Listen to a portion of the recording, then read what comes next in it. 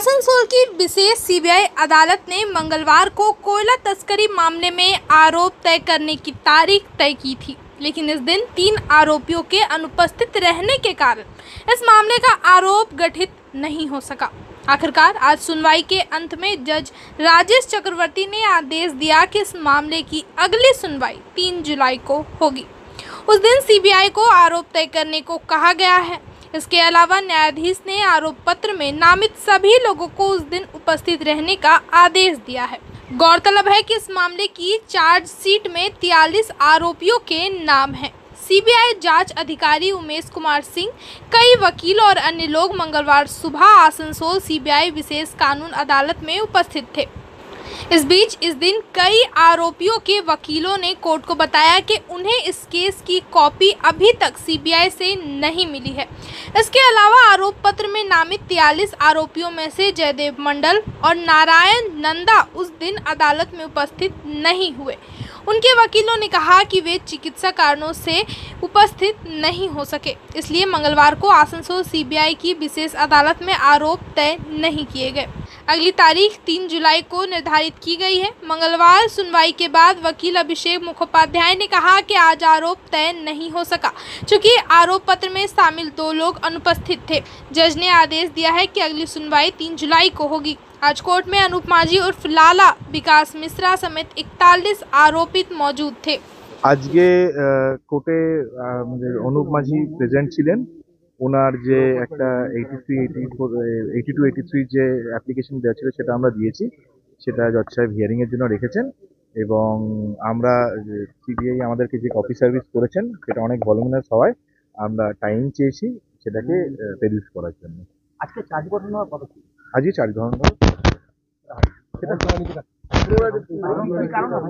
কারণ আমরা এত ভলিউমিনাস কপি দেওয়া হয়েছে যে আমরা এখনো দেখে ওঠার সময় পাইনি। 7 দিনের সময় পেয়েছি আমরা, সেই কারণে দেখতে ওঠার সময় পাইনি। তো আমরা কোর্টের কাছে টাইম ট্রাই করেছি, কোর্ট আমাদের টাইমটা অ্যালাউ করেছে। কিছু সবাই সবার রেসপেক্টিভ অ্যাডভোকেট কারণ দেখিয়েছে। পরবর্তী ডেট কখন করেছে? 3রা জুলাই। বানপুর এলাকার নাকড়া সোটা, ছোট দিঘড়ি ও বড় দিঘড়ির লোকজন আজ এর বিরুদ্ধে বিক্ষোভ প্রদর্শন করে বলেছেন, এখানে একটি বিদ্যালয় রয়েছে এবং বিদ্যালয়ের পাশে একটি মাঠ রয়েছে, যা কয়েক দশক ধরে হঠাৎ করে ব্যবহার করে আসছে। রাতে 12টি ট্রাকে ছাই মাটিতে ফেলে দেওয়ায় আইসিও ম্যানেজমেন্টের সঙ্গে এখানকার লোকজনের মধ্যে ক্ষোভ বিরাজ করছে। এই মাঠটি স্কুলের জন্য ব্যবহার করার জন্য প্রশাসনের পক্ষ থেকে অনাপত্তি সনদ দেওয়ার জন্য অনুরোধ করা হয়েছে, কিন্তু এর মধ্যে ব্যবস্থাপনার এই ধরনের পদক্ষেপ সম্পূর্ণ অনুচিত এবং তারা দাবি করেন যে ব্যবস্থাপনা কর্মকর্তাদের এখানে এসে গ্রামবাসীদের সাথে কথা বলা উচিত। এই মাঠটি বিদ্যালয় ব্যবহারের জন্য ব্যবস্থা করুন এবং এলাকার লোকজন বলেছেন এই জমির কাগজপত্র নেই। তাদের দাবি এলাকাবাসী ও ব্যবস্থাপনা কর্মকর্তাদের কাছে বসতে হবে এবং স্কুল ব্যবহারের জন্য মাঠের একটি অংশ চিহ্নিত করে একটি স্থায়ী সমাধান খুঁজে বার করতে হবে। যে সারমারি স্কুলটা ছিল, সেই সারমারি স্কুলটা এখানে স্থানান্তরিত করা হয় এবং এই যে মাঠটা দীর্ঘদিন ধরে স্কুলের এবং আমাদের গ্রামের মানুষ, শুধু গ্রামের মানুষ না, আমাদের বড় দিঘারে আছে, আশেপাশে ছোট দিঘারে আছে, সবাই এই মাঠটা ব্যবহার করে এবং ইদানিংকালে ইস্কো বলছে মাঠটা আমার, কিন্তু ওনার কাছে কোনো কাগজপত্র নেই। আমরা বারবার বাধা দিয়েছিলাম, বাধা দেওয়ার পর একটা মীমাংসা হয়েছিল যে একটা জায়গায় একটু পোর্শন ছেড়ে দিলে ওনাদের সুবিধা হবে। সেই মতো গ্রামের মানুষ বললো ঠিক আছে, যদি তোমাদের এটা সুবিধা হয় তোমরা ওই জায়গাটা ব্যবহার করো, বাট মাঠটা আমরা খেলার স্বার্থে ছেড়ে দিচ্ছি। এটা মৌখিকভাবে একটা কথাবার্তা হয়েছিল। হঠাৎ কাল রাত্রেবেলায় প্রায় 1টার সময় আমাদেরই ছেলে, গ্রামের ছেলে এখানে ডিউটিতে ছিল, তারা দেখেছে যে ইস্কো গেট থেকে 10টা গাড়ি ওরা প্রি প্ল্যান করেছিল, আগে থেকেই ঠিক করেছিল যে এরা এখানে ফেলবো মালটা, কেননা যেভাবে ফেলেছে তাতে বোঝা যাচ্ছে। 10টা গাড়ি, সাথে ইস্কো আধিকারিক ছিলেন, সাথে সিআই সাহেব ছিলেন, মাঠে ডাম্প করে চলে যায়। তো এটা একটা যেটা করছে একটা গ্রামের প্রতি নির্যাতন, সেটা কোনোভাবেই মানা যায় না। এটা কতদূর আন্দোলনে যাবে সেটা আগামী দিনেই বলবো। তো এখন আপনারা কি চাইছেন? আমরা চাইছি ইস্কো যে ডাস্টটা ফেলেছে ডাস্টটা নিয়ে যাক, আর এটা ইস্কো কর্তৃপক্ষ আসুক, এখানে আসুক। উনি কোন স্পর্ধায় যে এখানে ডাম্পিং করে গেল, এটা আমাদেরকে কথা দেওয়ার পরও মানুষ রাত্রে ঘুমোয়, আসার সময় চোরের মতো এসে এখানে ডাম্পিং করে যাবে, এটা মানা যায়? এক তো গ্রামে যেটা বলেছিল যে কলের ব্যবস্থা, কলের পাইপলাইন ফেলে গেছে কিন্তু কলটা এখন ব্যবস্থা করেনি। হ্যাঁ, কমিউনিটি সেন্টার সেটা ব্যবস্থা করেনি, আর এখানে ডাম্প করে যাবে, এটা গ্রামের মানুষ মানেনি। আগামী দিনে আমরা গেটটা পুরো জাম করে দেবো, এখানে আমার কোনো গাড়ি ছেড়ে চলতে দেবো না। তো স্কুল কর্তৃপক্ষ আপনাদের সাথে কি এখন কোনো কথাবার্তা বলেছেন? না, এখনো কোনো কথা বলিনি। আমার জমায়েত হয়েছি গ্রামের মানুষ, আমি তো শুনলাম সকালবেলা, রাত্রে ঘুমিয়ে গেছিলাম, রাত্রে ফোন করেছিল, বুঝতে পারিনি আমি। হ্যাঁ, সকালবেলা খবর পেলাম, খবর পেয়ে এলাম, সবাই জমায়েত হয়েছে আমরা। এটা আজকে যা হবে চরম নিষ্পত্তি হবে আজকে।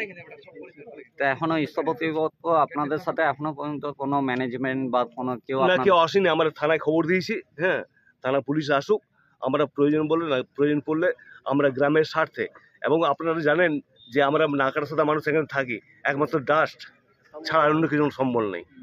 অথচ ফ্যাসিলিটি বলতে কি, যেহেতু এটা আপনার ইসকো কর্তৃপক্ষের আন্ডারে আমরা শুনেছি যে যে গ্রামগুলো আছে 5 কিলোমিটারের মধ্যে যদি থাকে সেগুলো নানা রকম সুযোগ সুবিধা দিয়ে থাকে, কিন্তু নাকারসাদা গ্রামকে কি সুযোগ সুবিধা দিয়েছে তারা এসে বলুক। এটা এই মাঠটা ওরা ইয়ে করতে চাইছে, ইসকো দখল করতে চাইছে, কিন্তু আমরা এই মাঠটাকে বরাবর ব্যবহার করছি। কারণ হচ্ছে আমাদের এখানে সামনে স্কুল ছিল, আগে পুরনো স্কুল ছিল, ওখানে মাঠ ছিল, পরে স্কুলে যখন এখানে শিফটিং হয়ে যায় তখন আমাদের এখানে এই মাঠটাকে আমরা ইউজ করার জন্য ওদেরকে বলেছিলাম, এবং আমাদেরকে মাঠ স্কুলের মধ্যে দেয়নি, ওখানে সুইমিং পুল করে দিয়েছে। আর ওই জায়গাটা কনভার্সনও হয়নি, ওটা পুকুর ছিল, পুকুরটা করে ওখানটাতে আমাদের ভরাটো করতে পারেনি, যার ফলে আমরা এই মাঠটাকে বলেছিলাম যে আমাদেরকে এনওসি দেওয়া হোক, এবং তার জন্য আমরা ম্যানেজমেন্টকে চিঠি দিয়েছি যে আমাদের এনওসি দেওয়া হোক, এই মাঠটা আমরা ইউজ করবো স্কুলের জন্য। তো ওরা কিন্তু এখনো পর্যন্ত কোনো কিছু মিটিংয়ে বসেনি। মিটিং করবো কিন্তু মিটিংয়ে বসে আশা করা যায়, আমার মনে হয় ওরা একটা সিদ্ধান্ত নেবে। জানি না, যদি সিদ্ধান্ত যতদিন না দিচ্ছে আমাদের কিন্তু আমরা এই এজিটেশনে আমরা বরাবর। আপনারা কি চাইছেন?